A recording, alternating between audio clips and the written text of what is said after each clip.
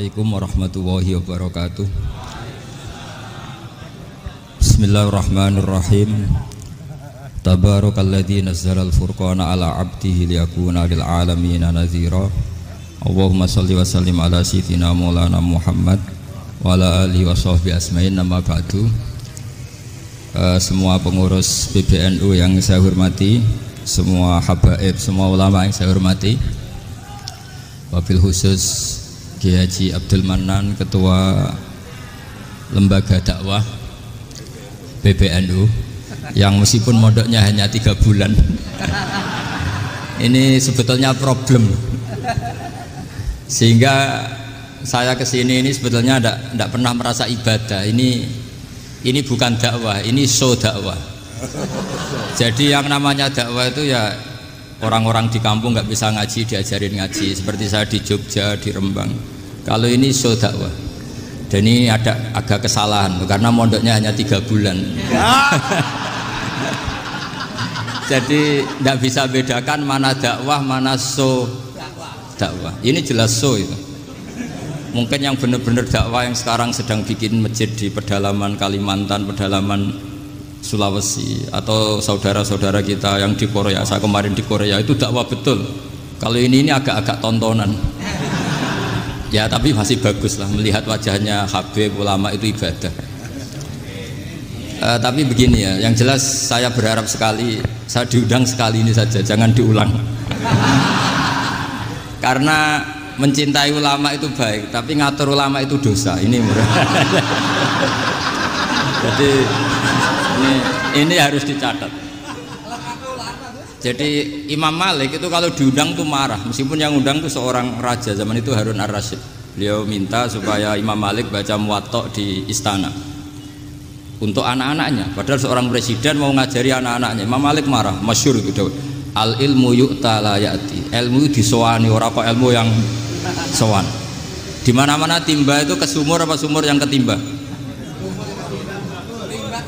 Timba ke sumur. Ini agak kecelakaan. Pakai air pam. air pam katanya. Sudah banyak air. Sehingga saya kata orang banyak itu di SK-kan PBNU, tapi itu tidak pernah saya pikir. Karena saya melakukan kebaikan itu sebelum dapat SK.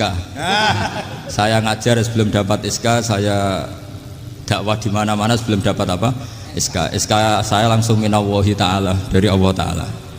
Jadi kalau PBNU niatnya ikrar bahwa orang yang sudah manfaat diangkat, itu saya terima. Tapi kalau merasa ngangkat saya, tak lawan di pengadilan. Karena saya sudah jadi kiai sebelum diangkat PBNU. Ya ini saksikan ya para muhibin saya. Jadi kalau SK itu ikrar, ngakui kalau Gus Bak manfaat, saya terima. Kan hanya ikrar saja, apa? Tapi kalau merasa ngangkat dari bawah ke atas, itu tak lawan sampai apa?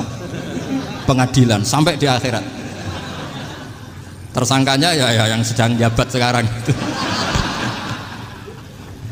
Tapi saya yakin enggak, Kiai Miftahul Ahyar itu orang alim, karena alumni Sidogiri dan menantunya Syekh Duki.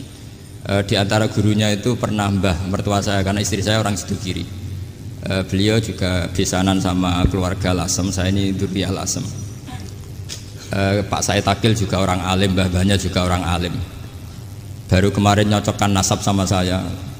Buyut-buyutnya beliau itu adik buyut saya, pernah cocokkan sama saya. Gus, saya sama saya tua mana? Tua saya, buyut kamu adik buyut saya, kata saya gitu. Tapi saya tetap hormat sama beliau karena ya pernah sepuh umurnya setidaknya. Jadi saya ulang lagi, ngaji seperti ini itu sebetulnya lebih ke show, pertunjukan. Supaya pertunjukan ini tidak dosa, saya isi ngaji betulan.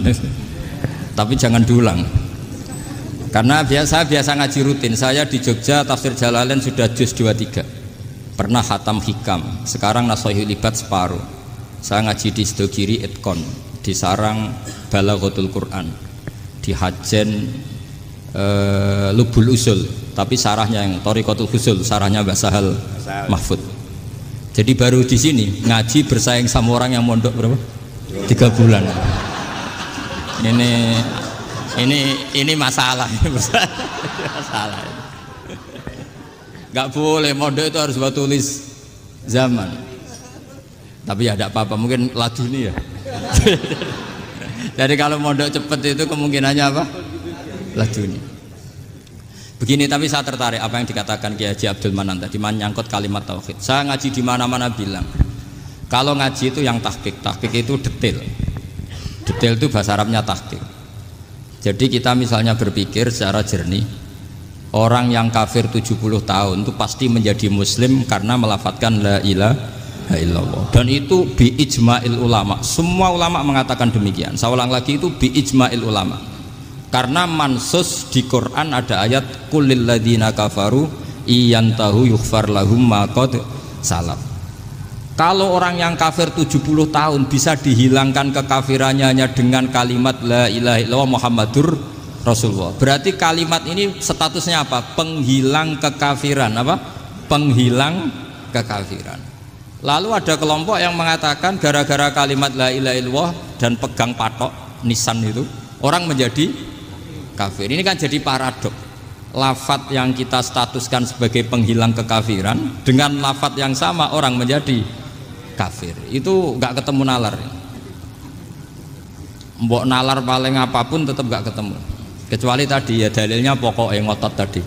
Itu memang kacau itu. Tapi alhamdulillah mereka insya Allah ya sadar. Kamu jangan bayangkan mereka tidak sadar terus. Berarti kamu doanya jelek. Bisa saja mereka sudah ingin sadar, berhubung digojlok ini terus nggak jadi sadar. Jadi jangan-jangan salah kita karena sering gojlok sehingga yang mau sadar jadi tidak apa? Nggak sadar. Saya tadi jam 10 sampai setengah 2 masih ngajar di pondok saya. Saya ngajar tafsir masih di Rembang sana saya. Terus saya ke Semarang Delalah Muyassar. Ya mungkin agak-agak keramat jadi tetap jam 3:4 saya bisa ketemu Habib Umar Hafid. Saya beberapa menit ya diskusi tentang manhaj beliau, dan kebetulan saya sering belajar kitab beliau sama alumni-alumni Darul Mustafa. Meskipun saya tidak pernah ke sana, tapi saya tahu betul mazhab beliau karena al arwah junudun apa mujannada. Begini, saya sering dingendikani Mbah Mun, politik tidak jelas itu bagian dari kejelasan. Ini yang perlu dicatat. Jadi politik tidak jelas itu bagian dari apa? Kejelasan. Misalnya begini, siapa yang mengira Khalid bin Walid yang sangat musuhi Rasulullah, dia panglima orang kafir ketika mengalahkan Rasulullah di perang Uhud, akhirnya Khalid bin Walid masuk apa? Islam. Begitu juga Wahsy, qatilu ahabbin nasi ila Rasulillah, pembunuh Said Hamzah, akhirnya juga masuk Islam. Begitu juga Abu Sufyan, dia pemimpin besar kafir Mekah ketika perang Badar, ketika perang Khandaq, akhirnya juga Islam dan menjadi mertua Rasulullah Shallallahu Alaihi Wasallam. Dari fakta ini kemudian banyak ulama alim yang ngambil sikap itu ya coro Jawa itu anggang-anggang. Anggang-anggang itu gak tegas, tapi gak tegas dari rumusan ilmu yang detail. Saya ulang lagi, gak tegas tapi dari rumusan ilmu yang apa? Detail. Bisa saja orang yang sekarang kafir suatu saat mukmin atau muslim.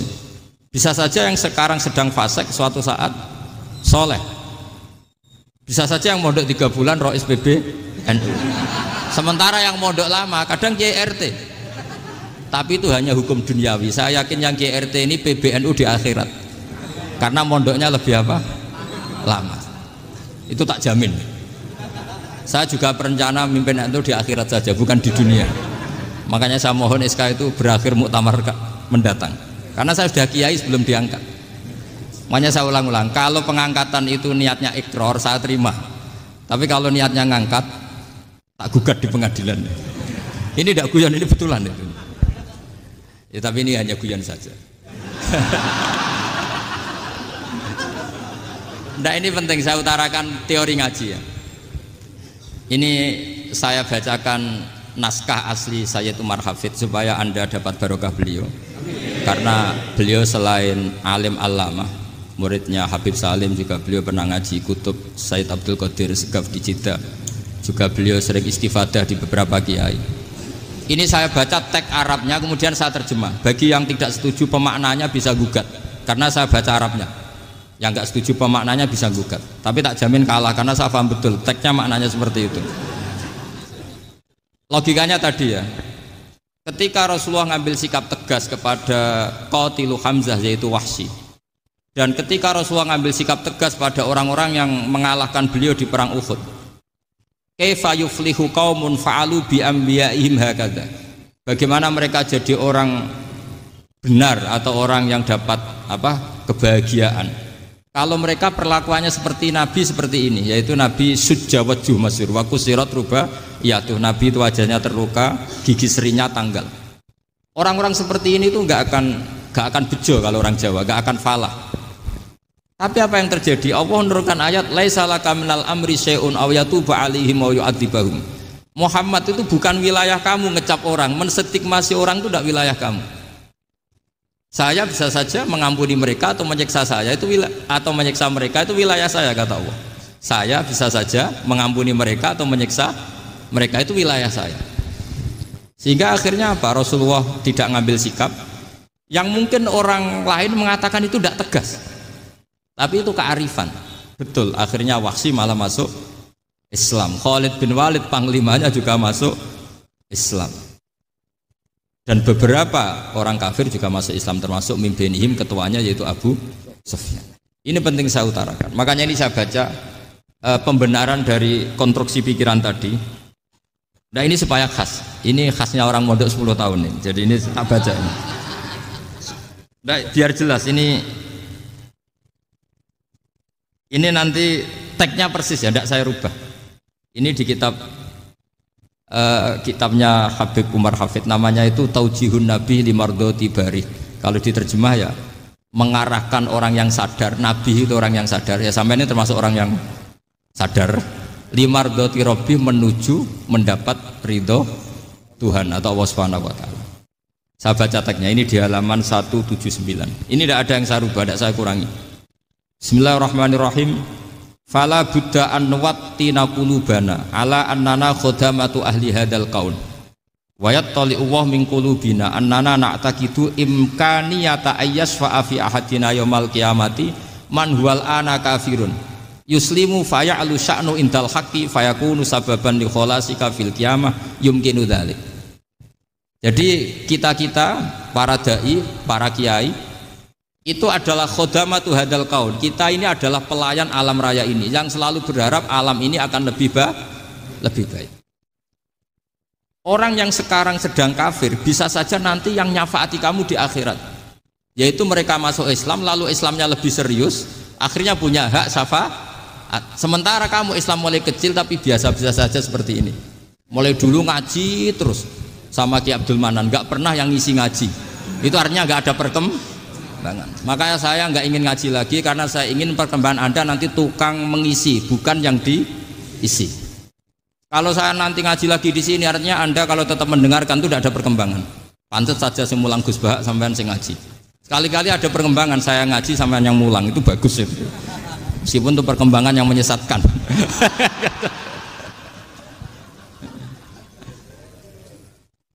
Ini penting saya utarakan. Ini dawuhnya Said Umar ya. Orang yang sekarang sedang kafir bisa saja orang ini nanti nyafaati kamu, yaitu beliau orang ini Islam, kemudian Islamnya serius, maka punya hak syafaat. Sementara kamu Islamnya biasa-biasa saja. Itu masyhur kayak Sayyidina Umar. Sayyidina Umar Islam di hari itu langsung makomnya makom yang a'la, sehingga mengalahkan yang sudah Islam lebih lama. Karena Islamnya Umar itu menjadi izzatul Islam betul. Makanya jangan benci orang tegas teman-teman, kadang ya ada baiknya. Abu Bakar itu sudah Islam tapi layinal janib, orangnya santun. Kalau dipisoi orang yang menengahi lah, kira-kira seperti itu.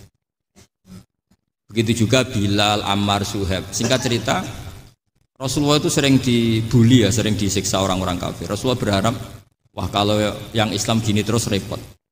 Melihat Umar ini petarung di pasar Uka, dia dapat uang itu kalau tarung, menangan. Kata Rasulullah, kalau ini yang Islam ya bagus. Beliau berdoa, Allahumma aizal Islam bi Umar. Itu kira-kira 2 hari dari doa beliau, Umar masuk Islam. Itu pertama masuk Islam itu orang-orang kafir diparani. Kalau kamu ganggu Rasulullah Muhammad tak bunuh. Semenjak itu orang kafir yang gentenan sembunyi. Sehingga kata para mereka yang Islam, Islam selalu jaya mut aslama Umar, ketika Umar masuk Islam. Itu dalam satu hari Islam itu Rasulullah sudah ngendikan Umar yang Islam sehari ini imannya kalau ditimbang separuh ahli dunia masih unggul sama Islamnya Umar. Nah bisa saja seperti itu. Jadi saya minta sama teman-teman yang mencintai ilmu, tidak tegas itu bagian dari ketegasan dalam ilmiah. Karena kita ini tidak mengendalikan dunia, tidak mengendalikan hidayat, hanya Allah piyambak yang ngasih apa?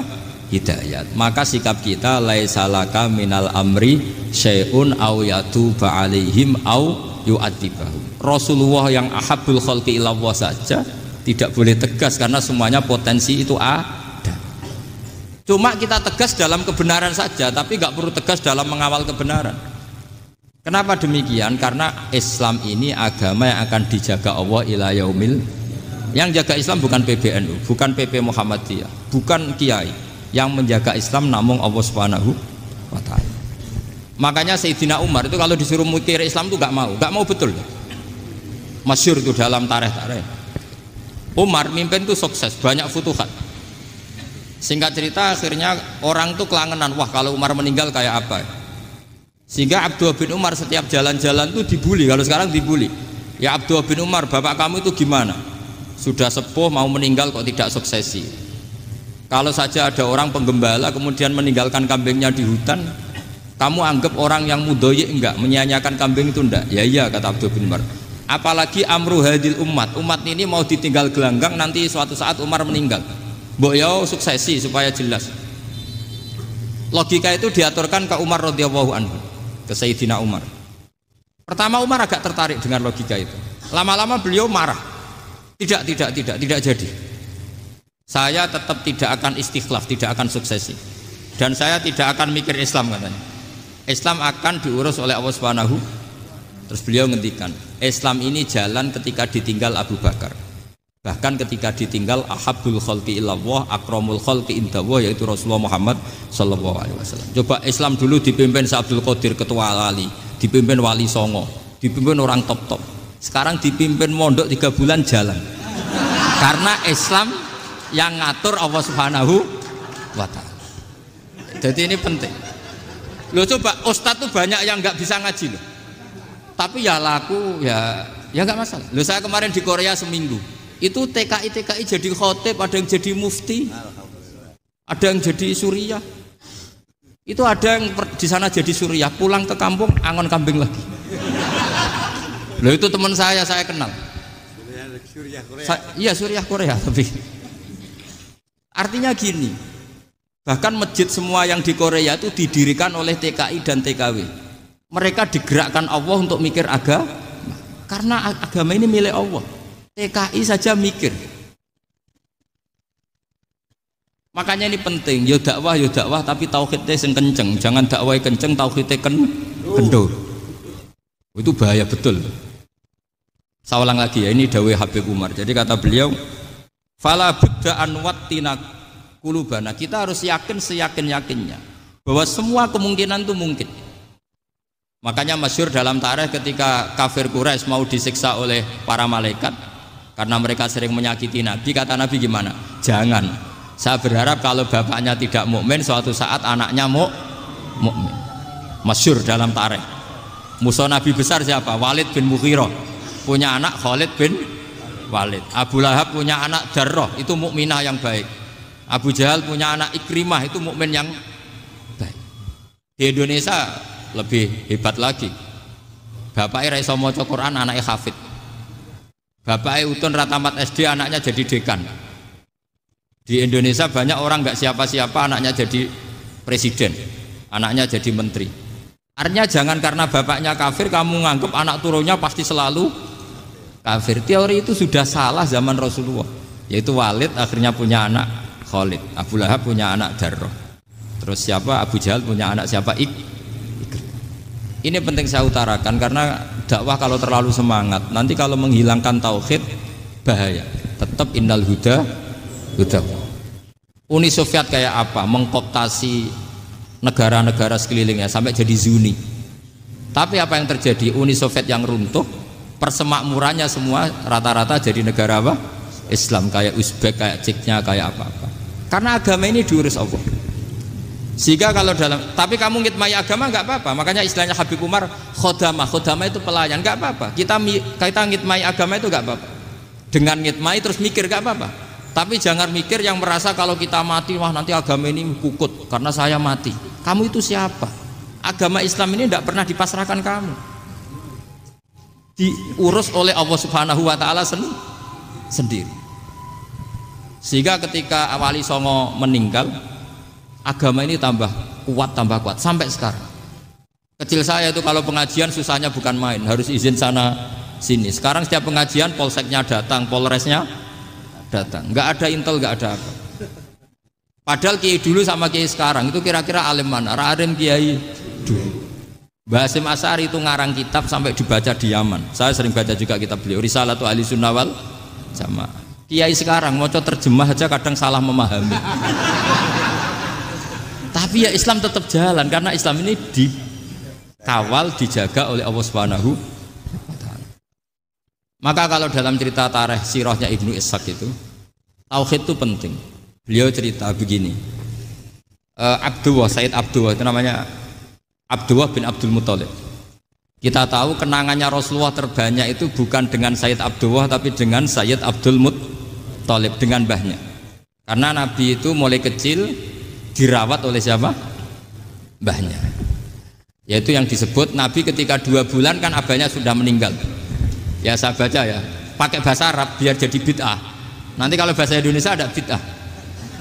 Tidak betul. Diba atau berjanji sebenarnya itu kitab sejarah, berhubung dibaca bahasa Arab terus kayak mantra. Terus yang belakang mau nyenggai soleh aleh, sehingga kubu sebelah bilang tuh khurafat dan bid'ah. Coba diterjemah ini, coba nanti saya baca bahasa Arab. Walamma tamma min hamli syahroni ala masyuril aqwalil marwiyatu fiya bil madinati abuhu abdullah wa kana qad istaza bi akhwalihi bani adi minat taifatin najariyah wa makatha syahron saqiman yu'anu nasukmahu wasakwa. Terus di pojok sana bilang soleh aleh, pasti kubu sebelah yang liwat, wah itu khurafat bid'ah karena dianggap mantra. Padahal artinya coba sampean baca bahasa Indonesia. Ketika hamil Rasulullah umur 2 bulan, abahnya meninggal di kota Abwa. Kota Abwa adalah kota keluarga besar ibunya Sayyid Abdullah. Kebetulan pas ke sana beliau sakit sampai 1 bulan dirawat. Bid'ahnya di mana kalau diterjemah? Wong itu kitab tarikh. Makanya saya nggak tahu yang membidah-bidahkan tiba itu karena tadi. Tapi sampean juga ikut salah karena nyenggai sholawat tantok itu. Jadi makanya saya bilang tadi kalau bahasa Arab bid'ah, kalau sudah terjemah tidak bid'ah karena kelihatan kalau itu hanya kitab tarikh. Loh, coba bid'ahnya di mana? Wa ba'du fa'aqulu wa Muhammad bin Abdullah bin Abdul Muthalib bin Hasyim. Itu kalau diterjemahkan, kamu harus tahu siapa nama Muhammad. Muhammad punya abah siapa? Rasulullah Muhammad Abdullah. Punya abah siapa? Abdul Mut. Punya abah siapa? Hasyim. Coba baca gitu di kubu sebelah. Oh iya gitu. Berhubung baca bahasa Arab. Wa ba'du fa'aqulu wa Muhammad bin Abdullah bin Abdul Muthalib bin Jadi itu hanya salah baca saja. Maksudnya salah yang hukumi, bukan salah yang baca, salah yang apa? Hukumi. Sayyid Abdullah ini orang yang tauhidnya sangat kuat. Sayyid Abdul Muthalib lebih kuat lagi. Saya cerita sedikit betapa pentingnya tauhid. Ketika pasukan Abraha bawa pasukan gajah mau menyerang apa? Ka'bah. Itu sebelum menyerang itu semua aset-aset milik orang kafir Quraisy, milik orang Quraisy lah, itu ditawan, diambil, termasuk milik Sayyid Abdul Muthalib, milik Abdul Muthalib. Terus ketika mau masuk Ka'bah, mau masuk Mekah, kata Abraha, man sayyidu hadal wadi, siapa yang kamu tuakan, yang kamu pertuan di sini? Oh, Abdul Muthalib. Abdul Muthalib itu dipanggil, itu auranya luar biasa. Abraha yang di tempat perkemahannya itu harus duduk di atas karena dia raja, itu duduk di atas gak berani, saking wibawanya Abdul Muthalib. Ini mbahnya Rasulullah. Akhirnya Abraha bilang gini, saya duduk di bawah tidak mungkin karena saya raja, kamu duduk jejer saya tidak mungkin karena nanti umat saya kecewa karena raja kok disaingin gitu. Ya sudah, sambil berdiri-diri kita ngomong. Akhirnya Sayyid Abdul Muthalib tadi Diomongin gini, saya itu tidak ingin merusak orang-orang Mekah, orang-orang Quraisy. Saya hanya kecewa punya tempat ibadah dikencingi, diberakin sehingga saya mau merubuhkan Ka'bah. Tapi dengan damai, nggak ada perang. Apa jawabnya Abdul Muthalib? Lucu. Nggak apa-apa, Ka'bah kamu robohkan silakan, nggak apa-apa. Yang penting unta saya yang kamu sita kembalikan. Harta saya yang 100 unta kamu sita kamu kembalikan. Itu Abraha kagetnya bukan main. Kaget karena kamu itu pemimpin apa? Tadi saya hormat kamu karena kamu tak anggap orang hebat. Hadhil Ka'bah dinu abaika, ini Ka'bah itu agama kamu. Pas saya hancurkan kok kamu tenang-tenang saja. Padahal pas mau saya hancurkan kamu tenang-tenang saja, malah tanya unta kamu itu gimana? Apa jawabnya Abdul Muthalib? Inna lihadal baiti robban hamahu. Sebab Ka'bah itu ada yang punya dan pasti akan melindungi Ka'bah. Tapi kalau unta itu milik saya, ini urusan saya, ini unta. Jadi inna lihadal baiti robban hamahu itu tidak milik saya, itu ada yang punya. Ya sudah, biar yang punya aja yang jaga, itu tidak urusan saya. Akhirnya unta dikembalikan, aman deh, untung double. Terus akhirnya dia ke Ka'bah, fa'akhudha bi halaqatil bab, karena dulu apa itu halaqatil bab, karena dulu itu yang dipakai apa itu pegangan itu bentuknya apa, bulat, makanya diistilahkan halaqah apa, bulat. Kalau sekarang halaqah ilmiah itu seminar. Tidak. Halaqah itu buruhi lain lagi. Ya. Pegang terus bilang gini, kata Abdul Muthalib, ya Allah, Ka'bah ini mau dihancurkan oleh Abraha, Ka'bah ini milik kamu. Saya mau ke gunung, mau melihat apa yang kau lakukan terhadap orang yang mau merusak Ka'bah. Terus Abdul Muthalib bilang ke umatnya, wa ya qaumi, ayo kita ke gunung melihat ma fa'ala rabbuna, apa yang akan dilakukan Tuhan kita terhadap orang yang mau menghancurkan Ka'bah. Jadi santai saja, santai. Terus Abdul Muthalib naik gunung sama orang-orang Quraisy. Abraha datang mau merusak Ka'bah, terus terjadi alam taro kaifa fa'ala rabbuka bi ashabil fil. Itu melihat. Dan betul Ka'bah dijaga Allah. Islam juga gitu. Ketika Islam dikooptasi Uni Soviet, semua ulama, semua wali perasaannya hanya nunggu kehancuran Uni Soviet, karena pasti agama ini dijaga Allah. Saya setiap sholat, setiap munajat, ketika baca Rabbana lakal hamdu bil samawati wa mil'ul ardi. Dulu saya iskal itu janggal. Ya Allah, engkau zat yang layak dipuji, yang pujian itu memenuhi langit dan bumi. Pikiran saya kalau bumi ateis itu mujinya kayak apa? Tapi Masya Allah, ketika saya datang di Korea, bumi ateis, ternyata di sana banyak masjid, banyak tasbih, bahkan ada sakduna di sana. Karena Allah sudah ngendikan lakal hamdu mil'us samawati wa mil'ul ardi. Dan sekarang nyata, semua bumi ateis, bumi apa saja, ada tasbihnya, ada tahmidnya. Makanya sadaqallahul adzim ketika ngendikan sanurihim ayatina fil afaq walladzi arsala rasulahu bil huda dinil haqqi liyuzhirahu 'alad dini kulli. Makanya saya mohon sekali bahwa agama ini harus kamu khidmah. Tapi enggak boleh kamu pikir. Atau dibaliklah, khidmah maka memikir. Tapi tidak usah GR bahwa agama ini diserahkan sampean. Saya juga enggak ridho. Agama kok diurus orang-orang kayak gini, kayak apa nasibnya? Jadi ini penting, karena rata-rata kiai alim itu tidak jelas. Terus oleh orang-orang yang nggak pernah ngaji itu, wah ini nggak jelas, nggak tegas. Islam itu harus tegas. Maksudnya tegas itu kayak apa? Tegas itu di wilayah kita. Kalau istri kamu mau diperkosa orang itu boleh tegas, itu wilayah kamu. Tapi kalau hidayat itu wilayahnya Allah Subhanahu wa Ta'ala, kita tidak pernah tahu. Bahkan yang sudah Islam saja, nyuwun sewu, itu nggak ada jaminan mati husnul. Kita tahu dalam sejarah Sa'labah itu dapat gelar hamamatul masjid, merpatinya masjid. Tapi kita tahu akhirnya Sa'labah itu apa? Su'ul khotimah. Sampai dalam Islam selalu diajarkan ya muqallibal qulub tsabbit qalbi ala din.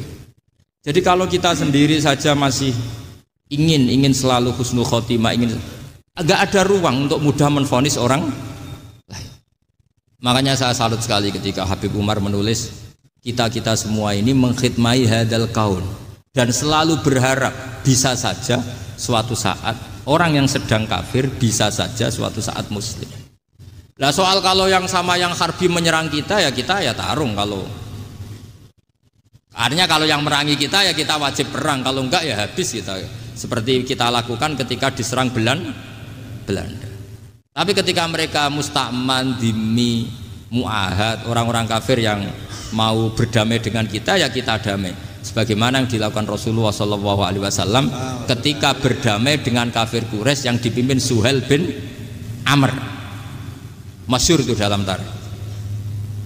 Singkat cerita kan Sayyidina Ali ini pernah konflik sama orang Khawarij. Kata Sayyidina Ali, ya sudahlah, namanya kita musuhan, kita tidak usah ketemu, pakai mediator, kata Sayyidina Ali. Kata orang Khawarij, ini apa-apaan kok butuh mediator? Nggak ada Qur'annya, ada hadisnya. Kira-kira kalau Pak Sayyidina Ali orang Jawa, nggak ada apa tidak tahu. Walhasil Sayyidina Ali akhirnya baca ayat, wa in khiftum shiqaqa bainihima fab'atsu hakamam min ahli wa hakamam min ahliya. Jika suami istri tengah konflik, maka yang keluarga suami kirim mediator, yang keluarga perempuan juga kirim. Terus kata Sayyidina Ali, wa amru ummati Muhammad a'dhamu min amri rajulin wa imra'atin. Kalau suami istri saja ketika konflik butuh mediator, apalagi ini kelompok besar pasti lebih butuh mediator. Akhirnya lalu mediatornya siapa? Kata Sayyidina Ali, ya siapa saja yang penting baik. Ditunjuk seseorang, diprotes sama orang Khawarij, ini orang nggak kredibel. Oh, ini. Terus Sayyidina Ali marah-marah. Rasulullah itu pernah berdamai dengan orang, bahkan orang itu kafir, yaitu Sulhul Hudaybiyah. Nabi itu berdamai dengan orang yang bernama Suhail bin Amr ketika itu kafir. Makanya ini menunjukkan bahwa musolahah ma'al kufar itu boleh demi kelangsungan bernegara, berbangsa. Kamu tidak usah meragukan reputasi NU. Ketika dulu kafirnya kafir harbi zaman Belanda, ya Mbah Hasim fatwa apa? Jihad. Jadi jangan kira tidak tegas, kita tegas sekali. Justru kita yang punya masa lalu tegas. Tapi kepada siapa dan dalam konteks apa? Paham ya? Terus ini penting sekali untuk dijernihkan. Ini saya baca berikutnya nanti, tidak supaya tahqiq. Saya syukur sekali, saya tadi sekaligus minta ijazah sama Habib Umar, dan memang saya ngaji ini lama sama teman-teman alumni Yaman. Cuma belum pernah ketemu mu'alifnya. Tadi saya ketemu minta ijazah itu dan beliau senang sekali, bahkan sempat bikin tulisan di kitab saya ini. Sama tidak perlu baca, karena kalau bisa ya biasa, kalau tidak bisa malu ya sudah, tidak usah baca. Sudah. Terus ini kata beliau, ini masih saya teruskan. Nahnu min hadhil intilaqah naktasibu thabatana wa quwwata yaqinina wa illa fa fil ardi mu'aridun wa muntaqidun wa mukhalifun min akhyarin wa asyrarin sholihin wa fasikin muslimin wa kuffar. Kalau kamu punya satu metode ilmiah, metode dakwah, kamu harus siap, karena pasti ada yang menentang. Yang menentang itu ya mulai orang soleh, tidak soleh, orang macam-macam. Jadi kalau sudah punya manhaj, memang dari awal harus siap apa? Ditentang. Jadi misalnya PBNU punya kebijakan apa, ya sudah siap saja dibully. Itu pasti itu, karena nggak ada manusia semua suka, semua benci.